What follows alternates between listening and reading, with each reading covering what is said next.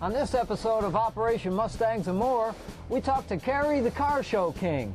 Kerry's the guy around town here that puts together the car shows and the cruise nights for the past 12 years. We go through the booth and show the painting of a burnt-up Mustang. Yeah, I got another one that got burnt up. We got some shop reality and, of course, all those how-tos that everybody's known to love. So stay tuned for this week's show.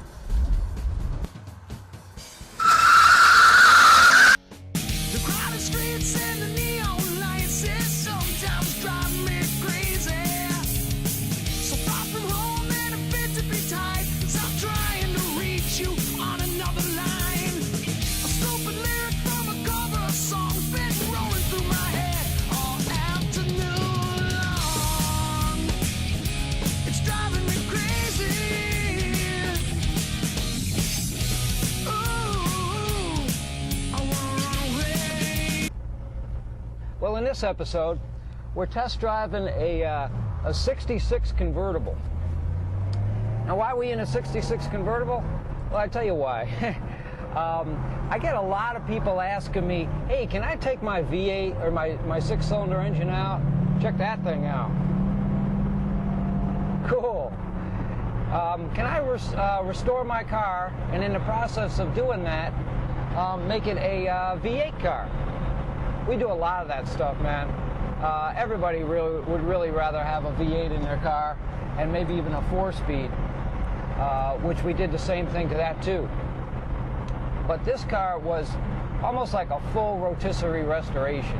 It was a 6-cylinder, 3-speed car that the guy just wanted it to be a V8. So we dropped a nice little 289 in there with a Edelbrock carburetor. And we dropped a nice little top-loader 4-speed in it with original style shifter. So it travels down the road real nice. Now, one thing you got to keep in mind in doing these V8 conversions is that you just can't drop the engine and transmission in there. I mean, that's what a lot of guys will do. And yeah, you got the V8 in there, but you don't have the strength of the 8-inch or even 9-inch rear axle assembly that needs to be put in it. You don't have the strength of the V8 spindles, which are much thicker than the 6-cylinder spindles. You don't have the additional braking power, because the brakes on these old cars aren't that good by today's standards anyways. So you really need all the braking power you can get. You got to do the V8 brake conversion on it. And then the whole steering, there's a steering gearbox. There's a lot more to it. About half the job is making the car ready to accept a V8 engine and a 4-speed transmission than it is actually just dropping it in there. But I tell you what, we've really made this car a lot of fun. We retrofitted it with the pony interior. It was a standard interior car, so we put the pony interior in it, which everybody just loves that. The wood grain, the wood steering wheel. The seats even have little horses running in them. Which is so neat that they had that kind of detail back then. But, you know, she runs good. I'm out on a little test drive today with it. Customers have me getting it ready for this spring. And I'm on my usual test road here. So let's see how she goes.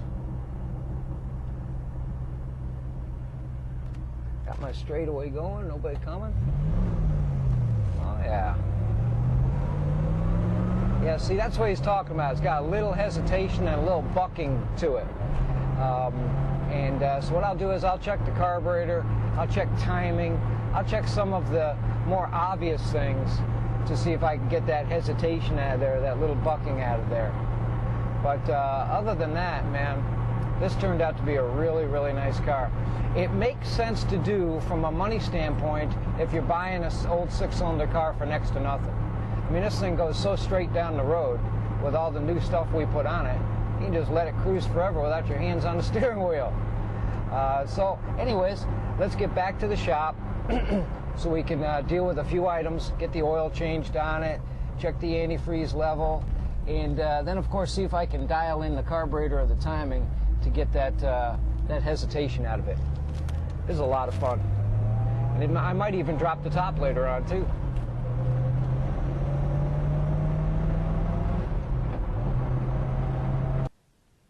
You know, I don't know what it is over the last few years. I've had quite a few Mustangs just burn up in their garage. is a good example to make sure you got good classic car insurance on your Mustang. First, it was a '69 Shelby GT500 that a motorcycle that was parked next to it got a little bit of a gas leak, and then the gas started on fire and started the Shelby on fire. We restored it and it came back to life again. But now I got this '68 coupe. Same kind of thing. There was something flammable inside the garage, caught the garage on fire, and burned this Mustang up pretty good. But we're in the process of painting it, and check it out. Dave's almost got this thing painted. It's going to be a black car. We're going to put a white vinyl roof on it and a white C-stripe.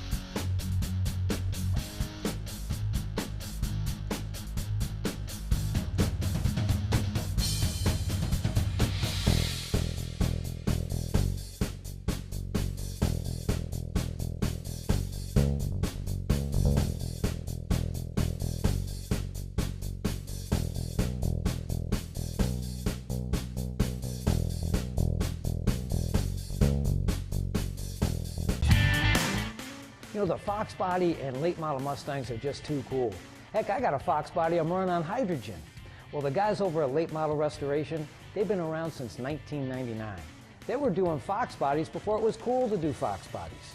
They got parts for the Fox body car, the SN95, the SN97, the Cobra R cars, the Bullet cars. They got it all over there. If you go to their Facebook, they're giving away a $250 gift card every month. And they got a free shipping program that beats them all. So check them out. Go to latemodelrestoration.com. You know, once in a while, a guy will call me up. He gets up in the morning, walks out to his classic car, goes to start it, nothing. Battery's dead. All of a sudden, overnight, he's got some sort of mysterious electrical draw. Well, there's a few common things on old classic cars, and especially Mustangs, that I can show you what to check. And one of them in particular has to do with the voltage regulator. Come on over into this other room we have over here. Let's check it out. I'll show you what it's all about.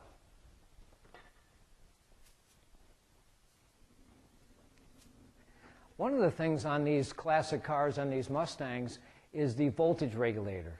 You know, the voltage regulator on an old car had a constant current going to it, even with the key off. Key off, key out of the ignition, you got the key in your pocket, and there's current running to that voltage regulator.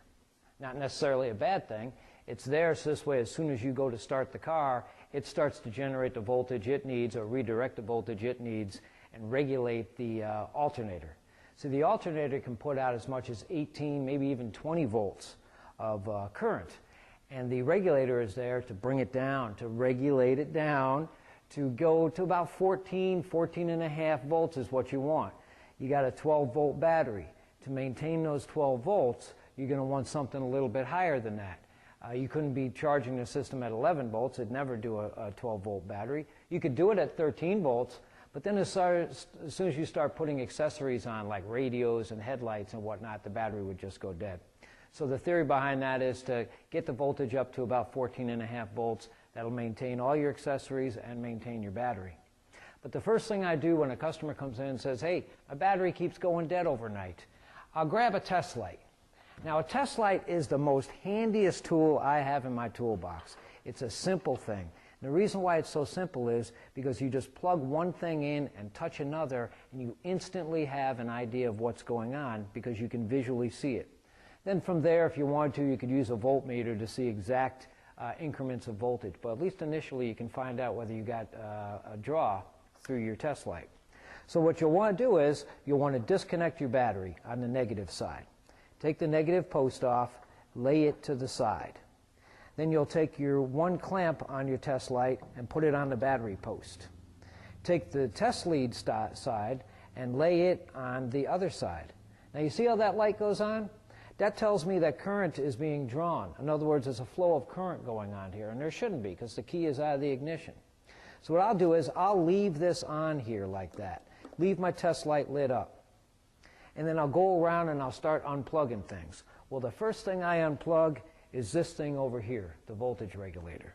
Now, if you watch, when I unplug this voltage regulator, we're going to zoom back over to the test light now, and you can see how the test light is out. I'm going to plug the regulator back in, test light comes on, we unplug the voltage regulator, test light goes off. On, off. Now we've eliminated the draw on the battery. Well, okay, we've gotten that far. Now what the heck do we do? Well, what we're going to do is we're going to replace the voltage regulator. It's not really a serviceable thing. There's a number of different voltage regulators out on the market. There's ones that are really cool looking. They look exactly like the originals did. They have all the correct markings on them. Their contour is correct. The problem that I have had with those is, although they cosmetically look good, their functions aren't real good. They tend to do this kind of thing in no time at all. So what I do is I'll get an original type of voltage regulator and I'll remove the lid from it, which is only held on by a couple of pop rivets. Now I've screwed this one into place so I can show you exactly what I do to these things. Because the replacement ones come with a short lid on them.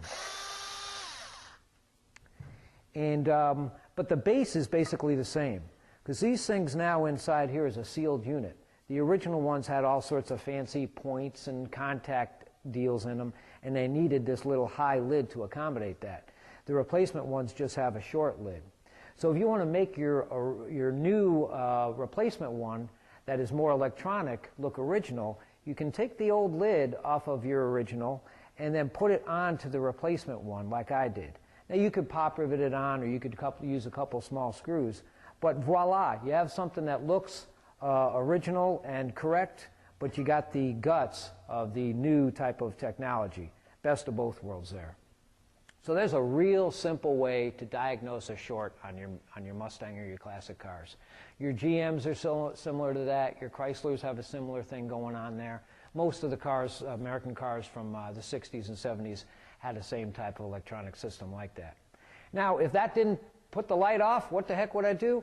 I'd get in the car and I'd start pulling fuses out. I'd pull the fuse for the dome light, I'd pull the fuse for the radio, I'd pull all sorts of fuses out.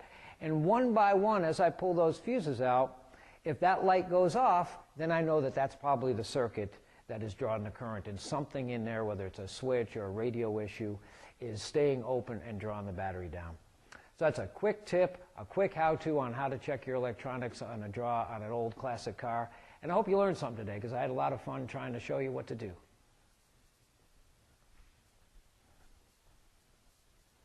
For the car show this weekend? And I got a hot deal, too. You think? think again. Oh, man. Tired of back orders? You need NPD. With 4 strategically located superstores, orders are shipped direct to your door within 1 to 3 business days. National Parts Depot has quality restoration parts for Ford truck, Mustang, Camaro, Chevelle, and Firebird. For your free catalog, visit NPD online or call toll-free.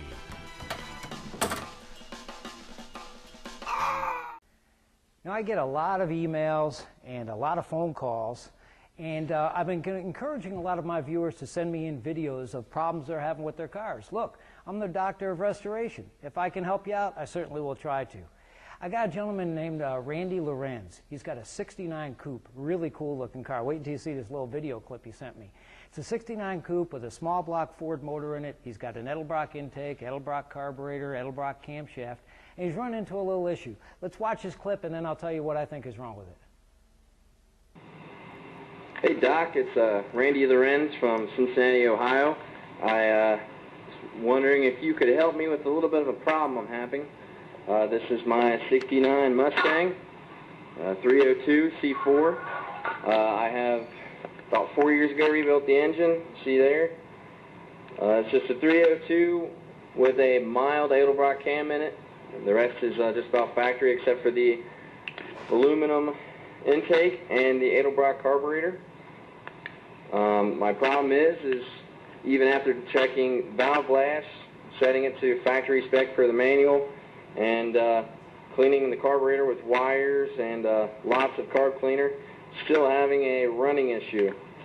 Basically in drive, when I put it in D and try to go, I have a big hesitation, and then it'll take off when the secondaries hit in. And you can see real bad now. It's gotten worse over time. I can turn it on for you. As soon as I hit the throttle, it'll just suck air and I'm going to die and then come back to life. So here it goes.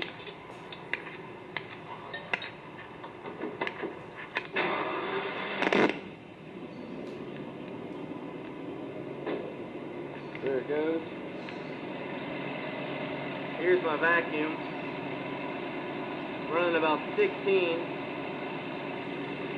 Excuse the bounciness, it is a Harbor Freight. But here's the problem. Every time. It's like an inhale, exhale. If you hold it long enough, it will come back and burst to life, but that's about it. I have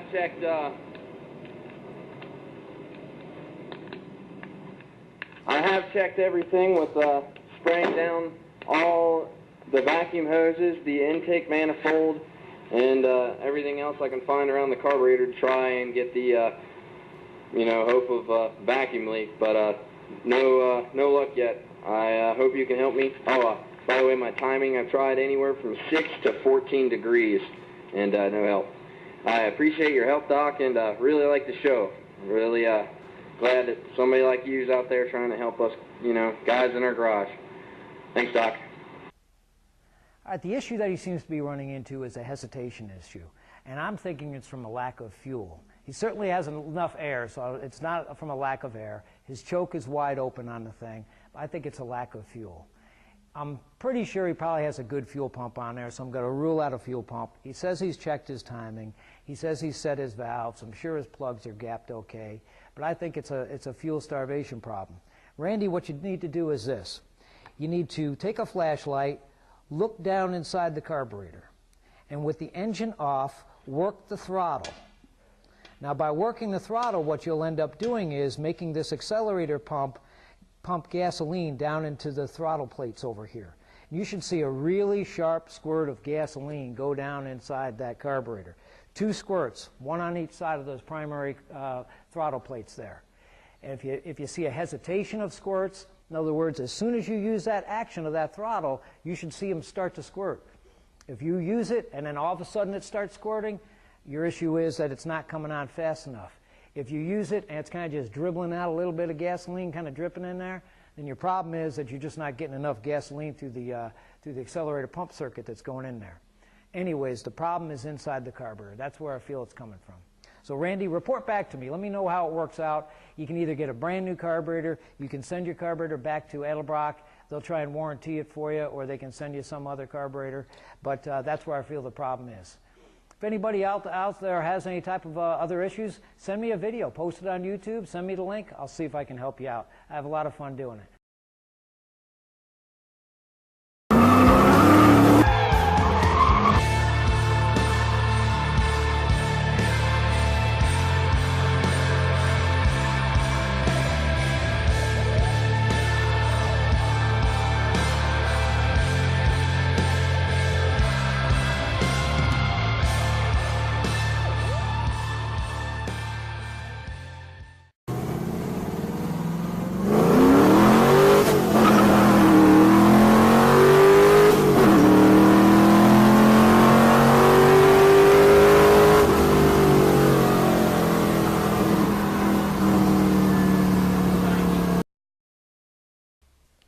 A few years back, I had a gentleman bring in a red '67 Mustang convertible. Real nice car.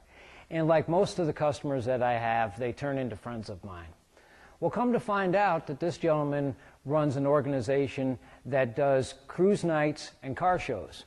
In other words, if you have a company and you want to have a car show to draw people to your company, or a cruise night on a Sunday or Saturday or during the week, that's what this guy does for a living. Does a really phenomenal job doing it. He has these nice little trophies and plaques he gives out during the week for his cruise nights. He gives out some big trophies and whatnot for his car shows. Nicely organized, nicely done. Well, I was at one of his latest cruise nights this springtime. As a matter of fact, the first one over near where I live. Did a nice little interview with him, and I also walked around and showed some of the cars. Check it out. I always have a lot of fun at Kerry's cruise nights and car shows.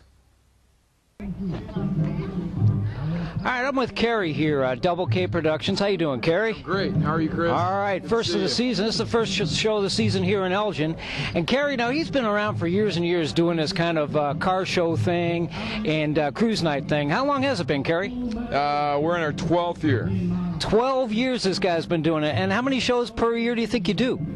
This year we have 35 car show, trophy shows, and about 150 cruise nights on the schedule. So you're a pretty busy guy, and is it mostly in Illinois, or where are you at in the wintertime? Well, I go down to Texas, Austin area, and spend some winters down there. We have some cruise nights, standing cruise nights every Wednesday night, and a few shows.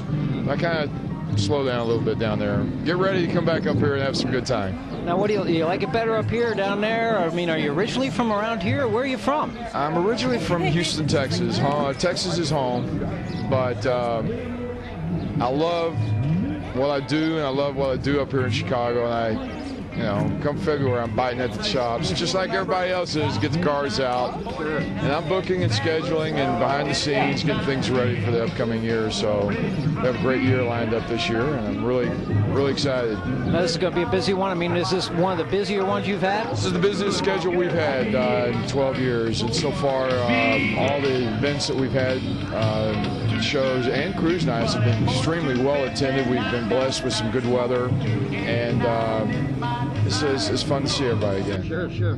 And if somebody wanted to get in touch with you, or at least see what your schedule is, what's the website they got to go to? They got to go to www.doublekproductions.com, and you do have to spell doublekproductions.com. Very good. All right, Kerry, I can't wait to see the rest of the show. You bet. Thanks, buddy. Bye-bye.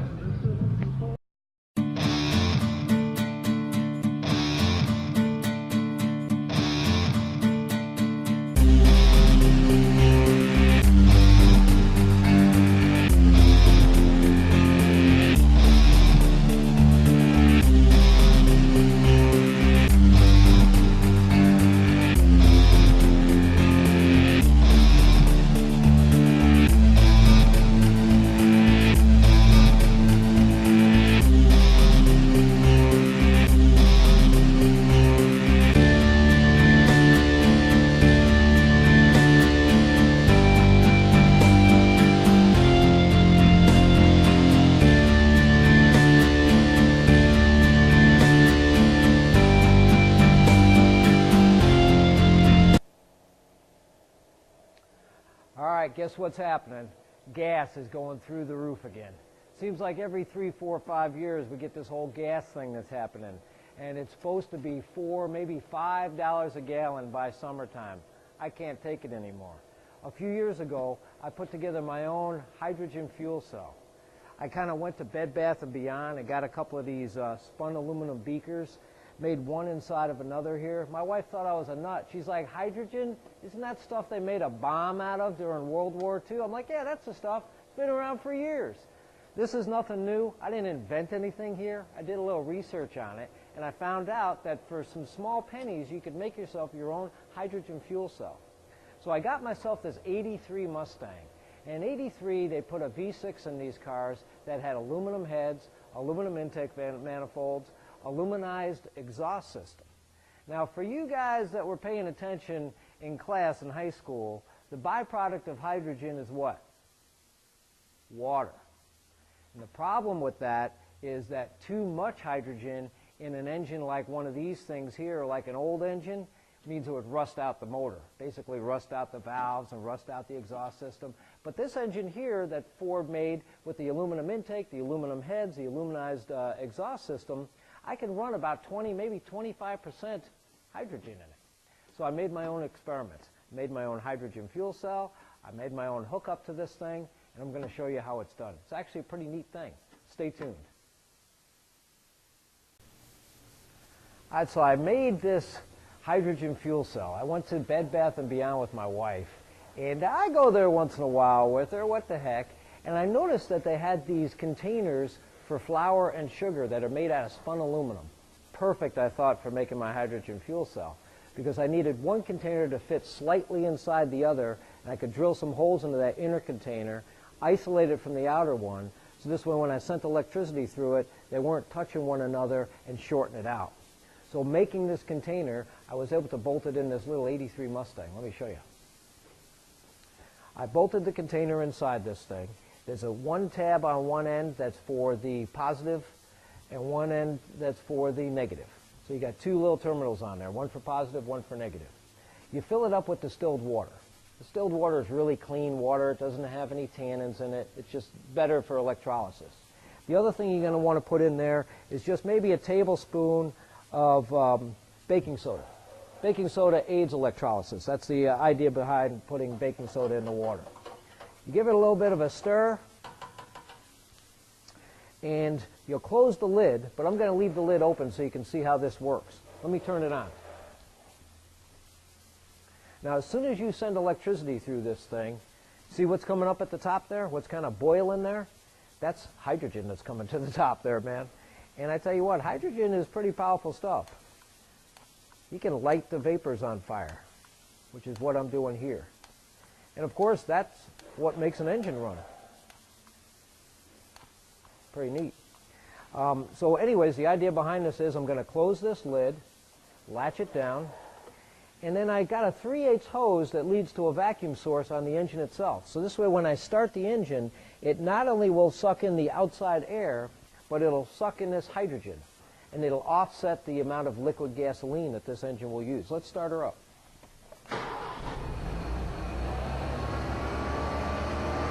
So what's going through here now is not only liquid gasoline, but also the hydrogen and the regular air. And the hydrogen will offset the liquid gasoline by about 20%.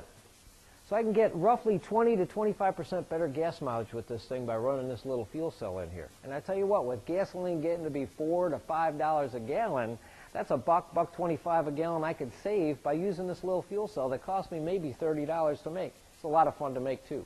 What's the drawbacks? Well, the drawbacks is you can't overly put too much hydrogen in your engine, because the byproduct, like I say, is water. You're going to rust out your engine. You can't do that. So you're limited there. The other limitation is in the wintertime, you can run, like windshield washer solvent in there, a little alcohol in there. That'll keep it from freezing. But for the most part, you can't run a hydrogen fuel cell in the dead of winter. So there are some drawbacks there. That's why it's more of a hybrid than something that you could just run solidly on hydrogen. But I had a lot of fun doing it. I have a lot of fun doing all this stuff I have here. So go on my website, operationmustang.com.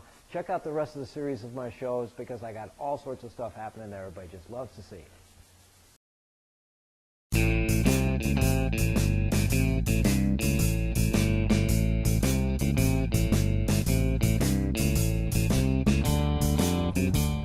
Well, thanks for watching this episode of Operation Mustangs and More.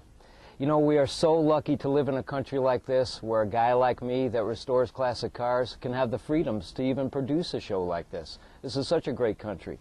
And speaking of freedoms, you know, go on the winthemustangs.com. This is a website where they're giving away a few Shelbys for the wounded veterans. You know, these are guys that have served their country for the freedoms that you and I have. So go on that website, winthemustangs.com. You could win a few Shelbys, and you could help a great cause out. Also, in September, I'm putting on my own car show. I've put on a few of them in the past. This one's at the Volo Auto Museum in Volo, Illinois, September 2nd. We're going to have a lot of Shelbys there, a lot of cars there. You know, since Shelby passed away, I expect a whole lot of Shelbys there, and it'll be a great tribute to a great man. Also, my Facebook page. Go on my Facebook wall. Check out what's going on. Every week, I post at least a half a dozen names of winners that have won all sorts of stuff. So until next time, remember, this doctor, the doctor of restoration, I'm always in. Thanks for watching the show.